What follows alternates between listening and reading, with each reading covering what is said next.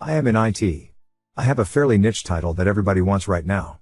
I have 5 full-time jobs, 4 of which are Fortune 500 companies. If I manage all 5 for a year, I will make around $1.2 million in 2022.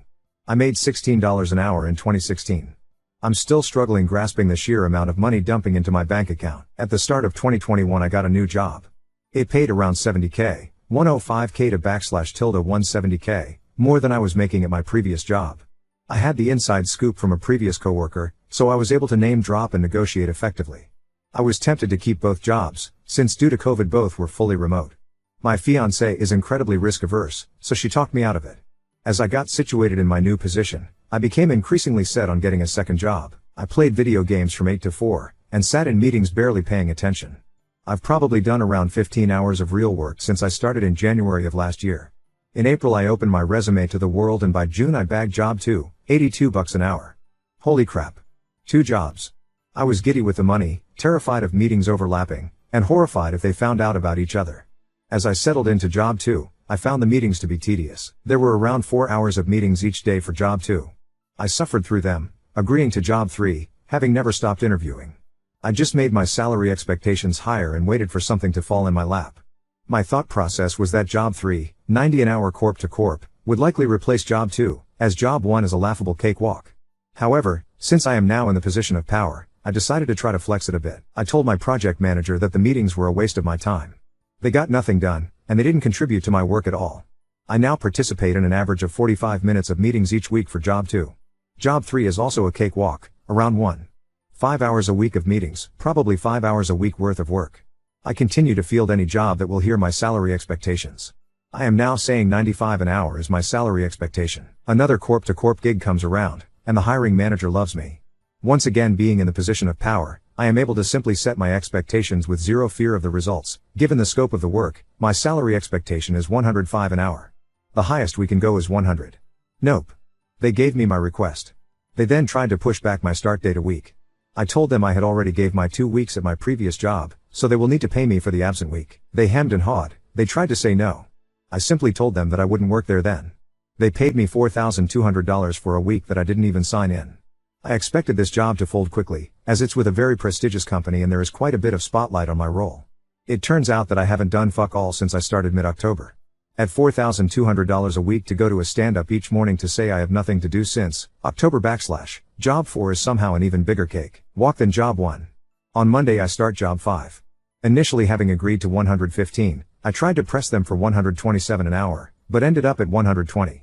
This appears to be another job that I will just sort of expect to get fired from, but hopefully it turns into another easy $5K a week for doing jack shit. Let's talk about things that I think are working for me. 1. Be fearless. After all, once you get job 2 your risk absolutely plummets.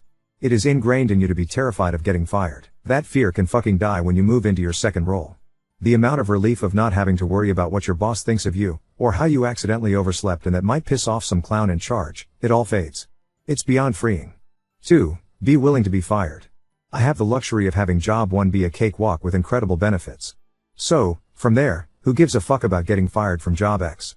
I try to keep job 1 happy, in the future probably not saying things like, I am going to actively find a new job lol, and don't really give a shit about the others. I try to do the absolute bare minimum to keep all the jobs, since replacing one is a pain, but any fear of getting fired just isn't there. 3. Flex. Your power. Be willing to say I can't make that meeting or this meeting is a waste of my time. People don't want to rock the boat. They don't want to do something that might be stupid. Use the fact that most people also want to do the bare minimum to get by. I have had zero pushback when I've asked meetings to be moved, or hey, I can't make the stand-up today. 4. Fuck having to defend yourself. Just say I can't make it. I have gotten zero pushback on this. 5. Use your power position in not needing to listen about the job that is offering that paltry $65 an hour. Recruiters have a range. Demand the range. If it doesn't fit $10 to $15 an hour more than your current job, tell them no. I eagerly accepted a role at $82 an hour 6 months ago. Christmas Eve I accepted a position for nearly 50% more than that. Flex. Your power. Job 2 takes the power out of your employer's hands and plants it firmly in your own. Use it to climb, grow, and make your life what you want. I have paid off all my debt already, bought a second house, will have enough money to completely revamp both houses by the end of February, and plan on snowbirding from Florida to WV for the foreseeable future at the ripe age of 35. Since this is all debt-free, maybe I will cut down to 2 jobs? Maybe I will just dump money into retirement. Starting your own S-corp is fucking powerful, guys. Talk to a CPA. Maybe I don't really give a fuck? Because the world, for the first time in my life, is my fucking oyster. I'm more than willing to answer any questions. Even though I have 4 active jobs right now, I still play video games 4 to 5 hours a day. I have plenty of time. Hopefully this empowers someone to take the leap into this fucking incredibly positive lifestyle. Update 1. I'm pretty slammed with 5 jobs. I was in meetings all day except for 30 minutes yesterday. The goal is to make a bunch of money. If I can make a bunch of money and not slave away for 8 hours a day, that would be ideal. Keeping J1. It is the easiest, and the one that would probably never fire me. However, resume management is a huge part of this emo. I don't want to have some weird amount of time where I am working 2 jobs according to my resume. The titles at both of the new potential jobs are also very good. I don't know. I haven't decided yet. The excitement does fade. I'm pretty used to the amount of money flowing now, and honestly it still manages to feel slow. LOL update 2. Hey everyone, I've had lots of people ask for an update and I got notified that it's my 10-year cake day today, so I'm feeling inspired to write up a summary of my last 4 months. I still have all 5 jobs. I've gotten a promotion at 1, a surprise extension at 1, and berated for not delivering anything at all at 1. When berated about a month ago, I simply yelled back that my job is hard and that poor communication from management has pulled me in many directions, and I haven't heard anything about it since. I've stepped my game up slightly to hopefully eliminate these chats in the future. I have had several large deliverables that have been pretty stressful. I tend to heavily procrastinate, which is honestly probably why I am good at managing multiple things. I inflict this on myself constantly. LOL, and that has led to some overwhelming moments. Thoughts like I should quit this job instead of deliver came to me pretty often, but that's pride talking. Fuck pride. Fire me please, daddy. So I've been continuing the trudge, trying to not allow the absence of good work and the looming concept of being let go get the better of me. I have a plan, I'm sticking to it. Job 5 turned into the biggest cakewalk of all. I get paid about $20K a month for job 5, have a nice extension into August, and have done about 3 hours of work, probably about 8 hours including meetings, since I started. This one is not going to last forever, but my boss and I jive well, and I am serving the purpose they want me to serve, so everyone is happy. I'm still playing 2 to 6 hours of video games every day, averaging about 15 hours of work. Editor's note: Oop clarified he meant per week, not day. I've started playing video games through meetings and paying even less attention than normal. This is honestly probably pushing things too far, and I'll need to limit myself a bit better. Once again, I will be aggressive about answering reasonable questions. To the guy that asked if I would be a reference for him, I appreciate you shooting your shot, but JFC, give advice, or whatever. Please recognize that I am not some grand poobah of employment though. I am a trash employee who kind of lucked into a vein of IT that people don't know how to control yet. There have been a huge number of quality of life adjustments. My wedding is coming up and has been paid for completely in cash. I paid for 6 people to fly to it. Helped my younger brother out with some cash. I tip like 100% at every restaurant we go to. I'm absolutely being more frivolous than I should if I was trying to be as efficient as possible. But it's fun as shit and I get to make other people have a good time too. Life is good. There was another dude in the previous post that was an SRE, site reliability engineer / and he just flat called me a liar because his job was so demanding. I think being an SRE is a place where you can chill, or inflict a ton of positive change if that's what you're into. I think the real secret sauce is knowing how to be a shitty employee without anyone really catching on, rather than being an SRE specifically. Update 3. Hey all. It's been 8 months since my original post which can be found. My update post can be found, which was 4 months ago. Editor's note: Oops, math is off here, but that's probably because they started posting in January 1, and now are posting in August 8 / To bring you, my beloved reader, up to speed, here's a rundown. At the start of 2022 I had 5 jobs making an estimated 1.2 mil/year. That estimate turned out to be bad. It was more like 960K. My update consisted of being wary about J2 being dissatisfied with me, J5 offering a dramatic contract extension, and the other jobs going mostly well. There have been 2 main moments that I would like to share with the group, and both of them include being let go. J2 I initially hated, due to their excessive meetings. As my beloved reader may recall, I pushed them aggressively about how those meetings were a waste, and they were significantly cut down. J2 was relaxed and I didn't do much at all. My leadership changed at about the 6-month mark, and immediately my new supervisor smelled the foul stench of a dogshit employee. At first I thought he was simply grumpy in general, but it turned out he wasn't interested in continuing my contract. He scheduled a meeting about 3 months into being my boss, and explained that he was frustrated that I don't deliver anything. I yelled back that my job is hard, and didn't hear much from him over the next 3 weeks. With no real warning, the contract company I was working through emailed me and told me I was no longer an employee with them. Pack your laptop, yada yada. While you could say his comment about me not delivering was a warning, there was no actual talk of you aren't delivering well enough. If you don't improve you will be let go. If this was my only job I would be angry and poor. J5. I truly miss job 5.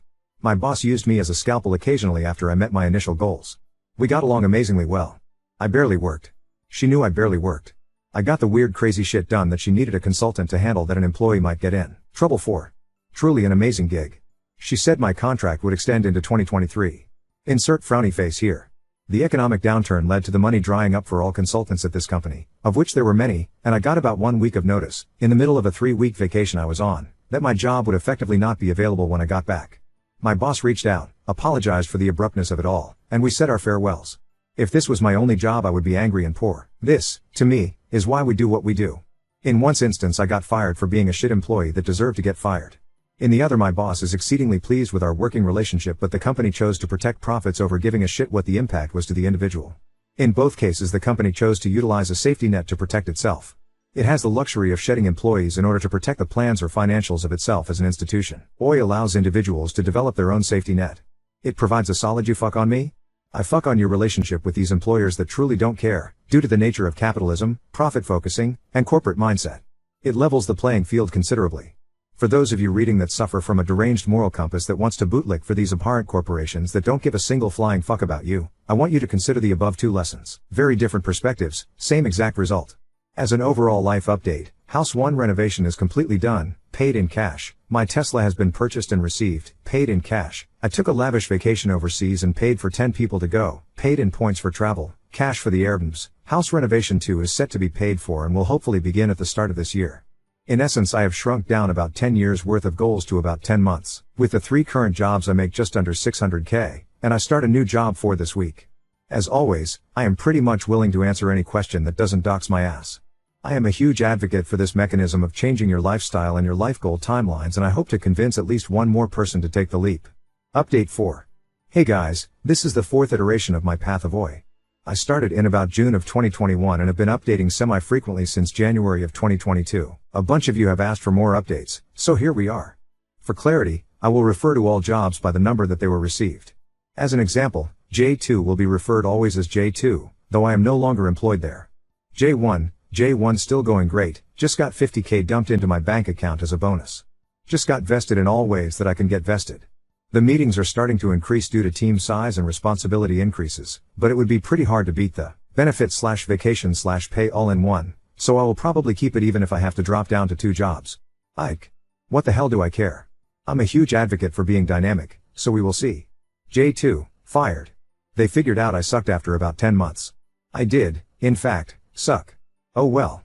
J3, fired. The workload was pretty easy, but getting that workload done was misery. So many requests. I'm talking 7 individual requests to 6 different teams to get an alert created. Absolute ass. Sad that I suck for my super cool boss, but that's really the only negative. Lasted for about 1 year. J4 going strong, and I hope it never goes away. I do absolutely fucking nothing. I have 4 30-minute meetings on my calendar. I go to 5 of them. I am on call, but I have been called a grand total of 3 times, and those wake-up calls are literally the only thing I have contributed. 245K so far to do damn nearly literally 0 things. Hilarious. I fucking love J4. J5, as you may recall, I love J5. My boss and I got along marvelously. Due to the economic downturn I had to say goodbye, but she called me and I'm back. Whoop whoop. Start date is in a few weeks. Hell yeah, these wings are apparently unmelting back to wings as a plummet to the earth. Rad. J6 sucks so bad. I was there for about 2 months. 120/H. They were just unsatisfiable. My go-to is to impress the shit out of them up front and fade away into the ether. Well, these guys just refuse to be impressed. Whatever. They paid me 40K to be frustrated and annoyed for 2 months. Worth. J7, this job just started, and I was brought on as a large group to another company to facilitate some SRE-focused changes. Good. Fucking Lord. This team is a joke. A sham. A terror to all things agile. Leadership is non-existent, we have no access requests get denied, stories get deleted and are called confusing, but that confusion isn't explained or corrected. I fully expect this job to just completely collapse. Who knows? Who cares? That's the rundown. If you're keeping track, that's effectively 4 jobs currently. I was down to 2 for a few months. It was honestly kind of relaxing. I'm still trudging along, just raking in money. My financial advisor loves planning shit with me, as I am pretty open to whatever. I'm young, and I've got a fuck ton of money coming in. Between my wife and I we made about 880K last year. On that note, holy fucking fuck taxes. Bruh. I'm about to send a goddamn house worth of money to the IRS. My CPA is still working on it, but the Fed is gonna get like 200K from my ass. Obviously worth, but holy cow. I think I paid like 23K in Fed taxes for the 2020 year. Crazy shit. With the 2 W-2 jobs and my wife's W-2 job, we have a good amount in taxes paid already, but I'm still gonna write a 130K check or some nonsense. Brutal. As part of my life advice column, don't forget to save for taxes if you have your own corporation. I was living the high life with 5 jobs. I could save up 200K in about 2 months if I needed to, but jobs don't stick around forever. Don't count on them. Just put it in a decent savings account and keep that shit. Life in general, life is pretty good. I have a solid retirement plan set up.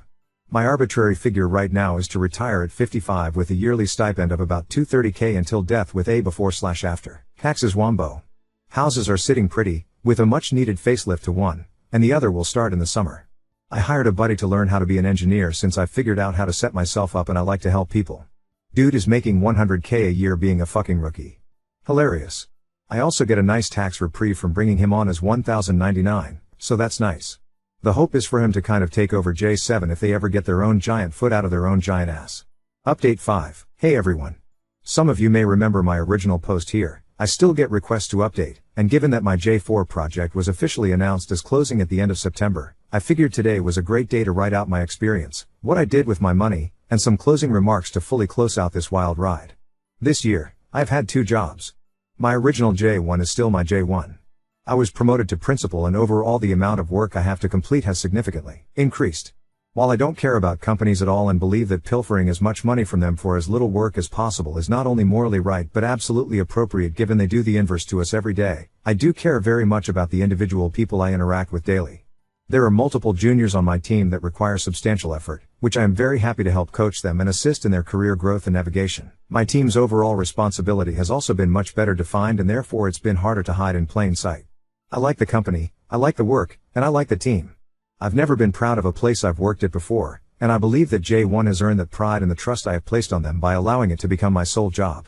J2, J4 from my original post, has gotten pretty gross. We were a team split in half by FTEs and contractors, 10 in total. We got a new manager early in the year who simply has no appreciation for how terrible the on-call is. We were all sharing the primary/secondary responsibility, so I was on call once every 2.5 months. That week is usually hell. You will get called on average 2-3 times a night. There were a few times where I worked for /30 hours straight. Absolutely brutal. One of my fellow contractors left for a different team and the new manager made the rest of the contractors be solely responsible for on-call. So now I am on call once a month, which is honestly so bad I thought about leaving just because of this, even though we basically don't do any other work. It simply wasn't sustainable keeping J1 happy while getting absolutely ass-blasted 7 days out of 28. Well, they have decided to end our contract at the end of September and expect the FTEs to now do that work. They are a good crew. I truly pity where their work life is headed. I am still passively looking for a new J2, but honestly right now I feel a fairly immense amount of relief. Unless something falls in my lap I will be working the single job until the market recovers. Having to actually earn a job through solid interviewing is so annoying. Lol. Below I will go over earnings, how I've benefited, where I fucked up, and where I succeeded. Hopefully it's interesting to you, or even something to learn from. Rough gross earnings, 2022, 360K 2023, 730K 2024, estimated year-end, 450K net worth at the start, /90K net worth current, /1 million that's it. That's the sum total of 3 years of being Oi. It's mostly been fun. I've learned a ton, mostly about how to manage people and expectations. My favorite moments have definitely been being able to tell people that should be told to fuck off, to actually fuck off. Now on to second story. Surprised my coworker with grocery gift cards after overhearing her struggles, fearing she might see it as condescending charity. I'm gifting my coworker some gift cards but I'm scared it's in bad taste. For some context, I recently started a new job in October and I'm still getting to know everyone. About a month after I joined the team, one of my coworkers joined us at my job and it turns out she's a returning employee. She had originally left but came back for reasons I didn't know. One day during lunch, she mentioned how she was cooking dinner so much and how she was getting kinda tired of some of the same meals over and over. Some other coworker suggested trying new recipes but she said it has to be enough to feed a pretty big family. She then mentioned that her husband recently lost his job and is in the search for a new one but he's not having the best luck. A few weeks later I asked if she was excited for Christmas, which looking back was a dumb question, and she mentioned she was worried about finances being a little tight and her kids not enjoying it as much. She's a lovely person and without revealing too much we work with kids and she's so amazing with them. I'm still in college and I went home for the holidays so I told my parents. We've been so lucky this year and we decided to get her 2 gift cards from 2 different grocery store chains at 100 each. I'm really worried she might find it offensive or that I'm looking down on her for charity, but my family and I really just want to spread the happiness and fortune we were given this year with others. My parents had financial troubles growing up and into adulthood and are so grateful they made it out. They want to help others in similar situations. I just want some advice about if I should give her this gift or not, out of fear of her not receiving it well. I don't want to talk to people Earl about this because I don't want to seem high and mighty or make it seem like I'm some saint who is doing this for the validation of others thinking I'm nice. I just need some real and honest feedback from strangers who don't know me to see if maybe I'm being overly friendly, something I have a bad habit of doing lol. I think I'm friends with everyone, or if this is a good gift. Update 1. I thought about anonymously but since we don't have desks, only lockers/cubbies, it could create like an ethics issue where I'm going through to find hers, and maybe even guess wrong. Like I said in some comments I really wanted this to be as private as possible. So what ended up happening was that she was in the playground kinda area with the kid she was watching.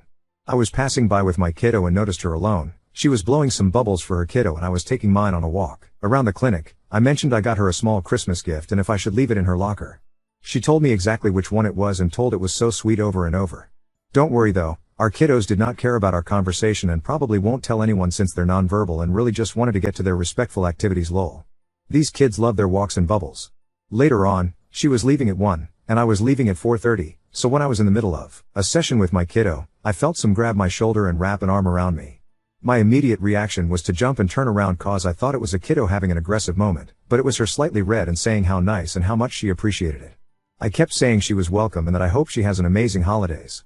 She said she would and squeezed my shoulder before leaving. To be clear, I left it in an envelope with a note explaining that I look up to her and this gift is not with pity but with admiration for her work ethic and dedication.